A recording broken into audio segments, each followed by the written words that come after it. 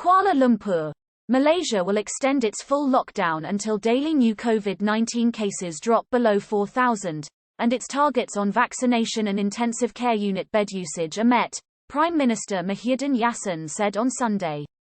The lockdown was originally due to end on Monday, but Malaysia is still averaging above 5,000 cases a day, nearly 4 weeks into the lockdown. The country also spent much of May under a more relaxed nationwide lockdown after a drastic spike in cases beginning April this year. Tan Sri Muhyiddin did not specify the duration of the extension, but indicated that it would continue until daily new cases drop below 4,000, according to the national news agency Bernama. He said the government will announce a new fiscal relief package to accompany the lockdown extension, to complement the RM40 billion Pemerkasa aid package announced on May 31.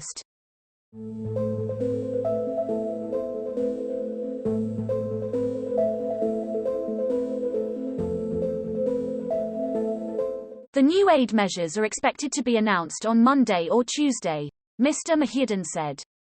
The Prime Minister earlier this month introduced a 4-phase exit plan out of the pandemic, with each transition guided by 3 indicators. The current lockdown is the first phase, while a more relaxed second phase will retain much of the curbs while allowing more economic sectors to operate. Aside from the daily case figures, the other 2 indicators are the vaccination rate and the level of utilization of intensive care unit beds for COVID-19 in Malaysian hospitals. The country needs to achieve full vaccination for 10% of its population in order to move into phase 2. But only 6.2% had been fully inoculated as of Saturday. Coordinating Minister for Immunisation Khairi Jamaluddin previously said that the 10% target will likely only be achieved by mid-July. While there was no specific target numbers set for ICU bed usage, latest figures showed that the utilisation rate remained above 90% nationwide.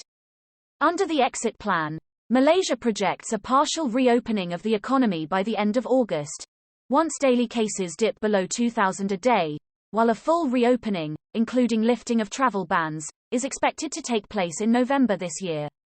News of the extension made the rounds in Malaysia on Sunday, with the hashtag Kerajaan Zalim trending on Twitter in the country, with Malaysians venting their frustration with the prolonged effect of the lockdown on livelihoods, and expressing skepticism over its effectiveness.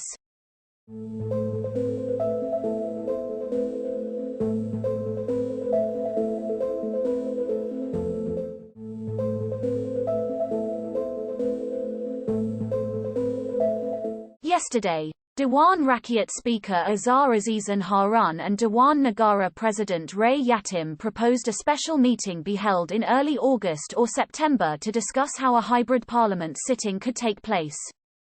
The near-full lockdown implemented last year saw the country losing RM2.4 billion a day, while the current lockdown is costing RM1 billion a day, Mr. Muhyiddin revealed previously. The possibility of a new aid package was indicated by Finance Minister Tengku Zafrul Tengku Abdul Aziz in a Facebook post earlier on Sunday.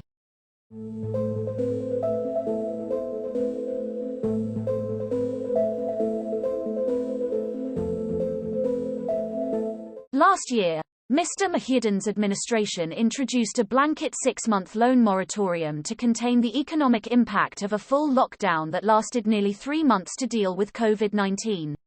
Many businesses and trade groups had called for such measures again to help communities and businesses cushion the impact of the current lockdown.